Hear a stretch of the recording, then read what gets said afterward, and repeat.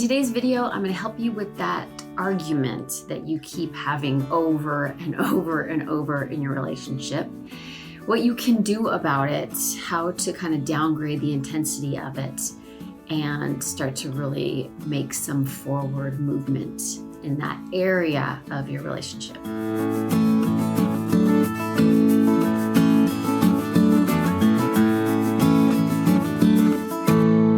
I'm Stacy Rocklein, and I help people create exceptional relationships by using intentional communication. So the first thing I want you to know is that you are normal, totally, completely normal. According to the Gottman Institute, 69%, if I remember right, of our problems in relationships are perpetual, unsolvable problems, which means they're not going anywhere.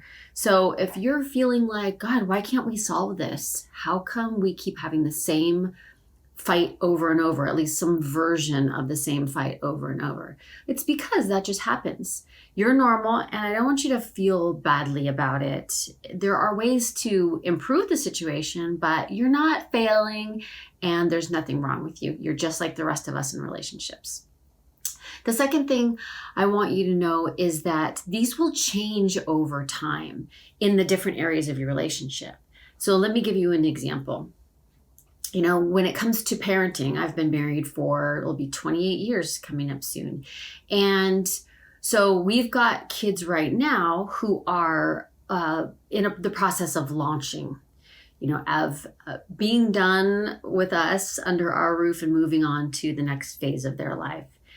And that causes some issues in our parenting between the two of us as parents, because we come from different perspectives and different experiences. And so the disagreements we have about it now, they're different than the disagreements we had when our kids were little. When our kids were little, disagreements were about completely different things.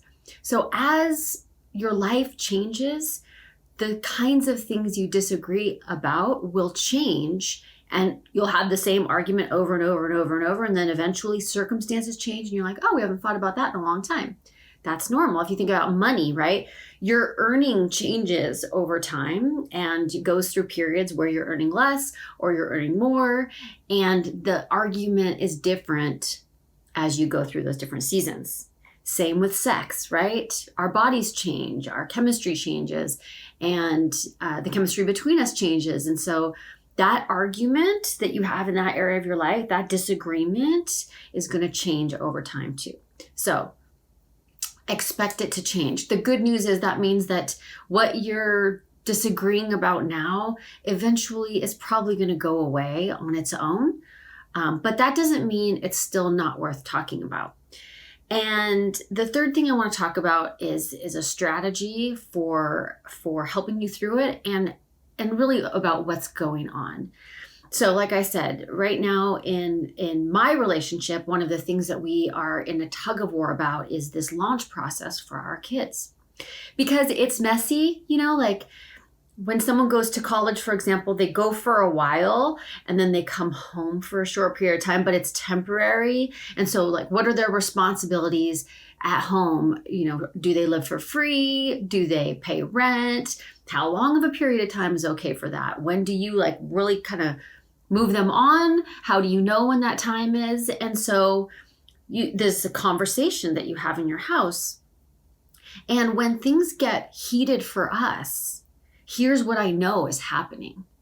It's not two grown-up parents having a conversation about how to do this parenting thing together. It's two scared little kids. Our inner children show up, and they show up for different things. So for me, for example, I grew up in a very small house, less than 1,000 square feet. There were 5 kids, so there's 7 of us, 1 bathroom. So it makes sense, and I'm the oldest. So it makes sense that when I move out, right, the house structure changes, and there's not really a place for me anymore once I've gone. It's a small house.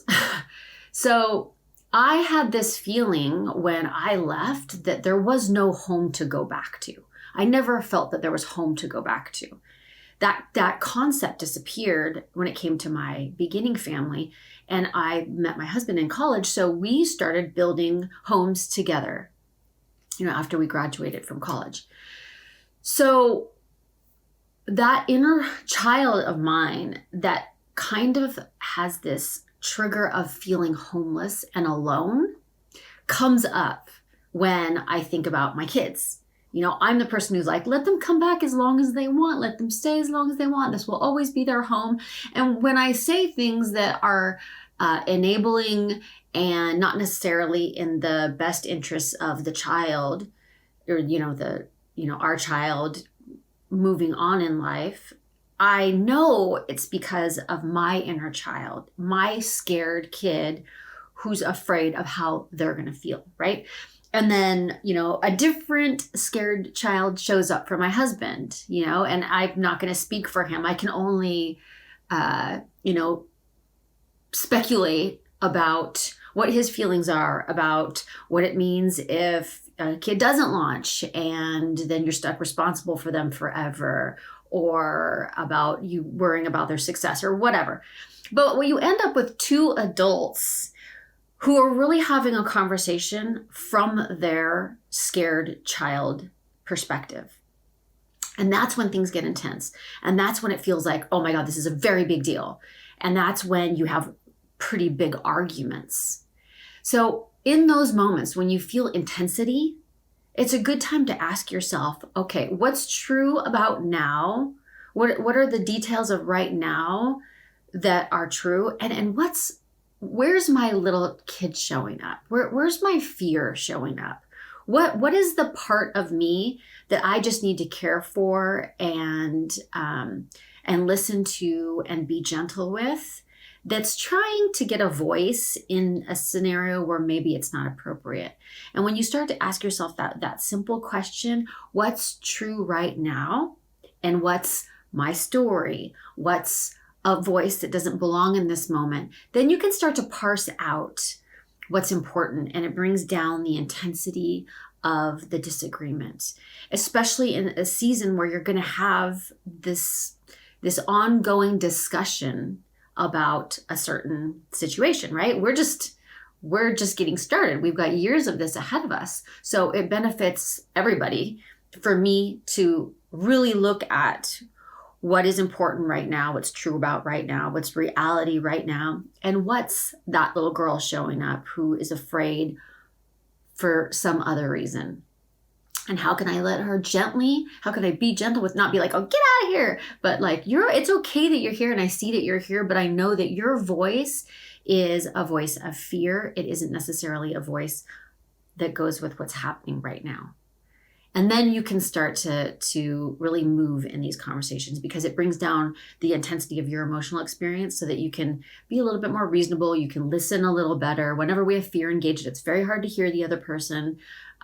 We just want to be seen and heard. So that allows you to be able to have a better conversation. And so another thing I want to offer you is a free PDF that has 10 strategies for keeping things in conversation zones and out of arguments. Just little strategies that you can try, because we all have, this is normal. We all have these arguments that we have over and over and over. And the more we can keep them in the conversation zone, the more traction we're going to make. So if you're struggling in an area of your relationship right now and it feels like you're failing and it feels like you guys keep having the same argument over and over, just try on a new strategy and keep in mind what's true right now and what's that little inner kid that I need to take care of. Okay, you can grab that, download the link, and I will see you next time.